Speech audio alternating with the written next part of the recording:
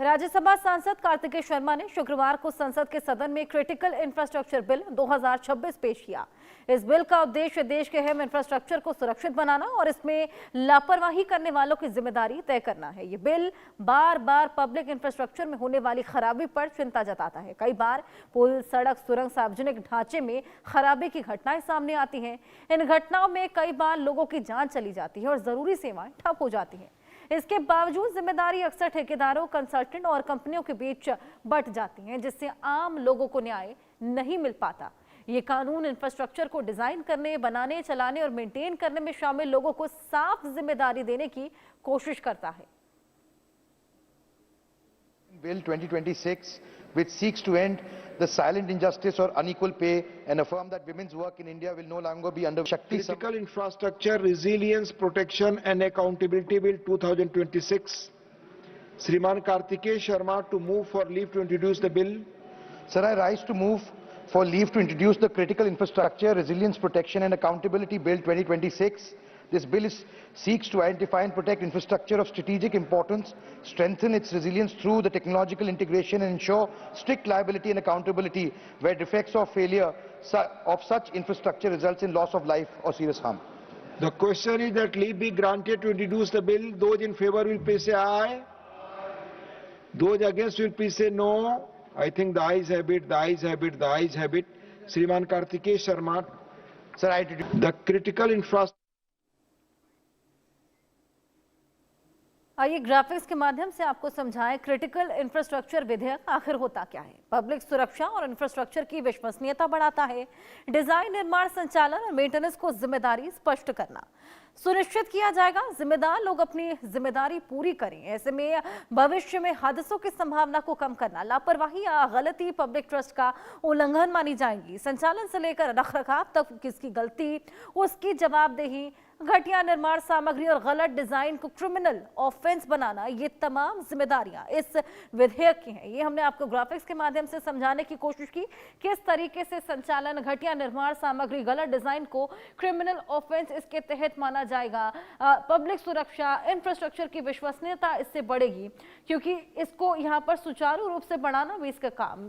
Design, निर्माण, संचालन, maintenance की जिम्मेदारी भी स्पष्ट करेगा ये विधेयक। सुनिश्चित किया जाएगा जिम्मेदार लोग अपनी जिम्मेदारी पूरी करें, यानी कि जिसको रिस्पॉन्सिबिलिटी मिली है वो अपनी रिस्पॉन्सिबिलिटी को पूरी तरीके से निभाएं। भविष्य में हादसों की संभावना को भी कम करना इस विधेयक का हिस्सा रहेगा। लापरवाही या गलती पब्लिक ट्रस्ट का उल्लंघन मानी जाएंगी और यही तमाम चीजें इस विधेयक में हैं जो कि क्रिटिकल इंफ्रास्ट्रक्चर विधेयक है। भारत में लाखों महिलाएं जिस तरीके से हम देखते हैं कि जिम्मेदारी और साथ ही परिश्रम के साथ काम करती हैं, फिर भी उन्हें वेतन उतना नहीं मिल पाता। महिलाओं के लिए ये एक ऐतिहासिक कदम उठाया गया है। सांसद कार्तिकेय शर्मा ने राज्यसभा में शक्ति सम्मान विधेयक 2026 पेश किया, जिसके तहत महिलाओं को समान मूल्य के कार्य के लिए समान वेतन मिलेगा। विधेयक के जरिए महिलाओं के साथ होने वाला वेतन भेदभाव अब अनदेखा नहीं किया जा सकेगा।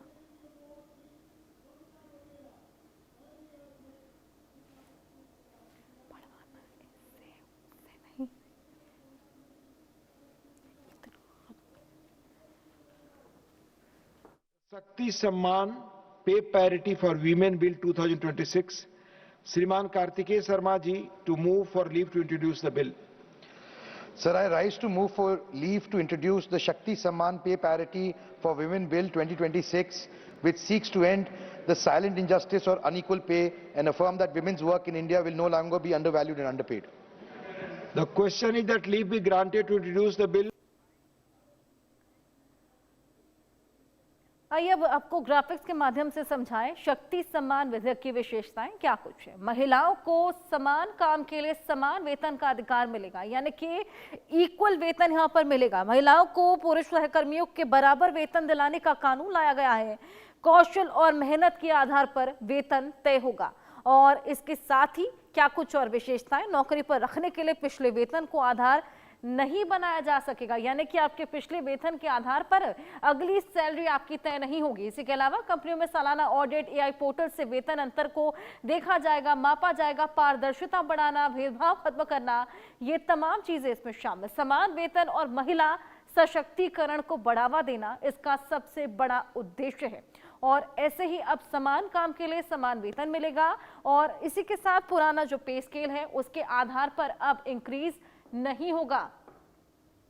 महिला सशक्तिकरण को बढ़ावा देने के लिए ये बेहद बड़ा कदम और ये विधेयक उसी के तहत पेश किया गया है। कंपनियों में सालाना ऑडिट होगा। एआई पोर्टल से वेतन अंतर की निगरानी भी की जाएगी। पारदर्शिता बढ़ाना यानी कि ट्रांसपेरेंट ये पूरा काम रहेगा। भेदभाव भी इससे खासा खत्म होगा।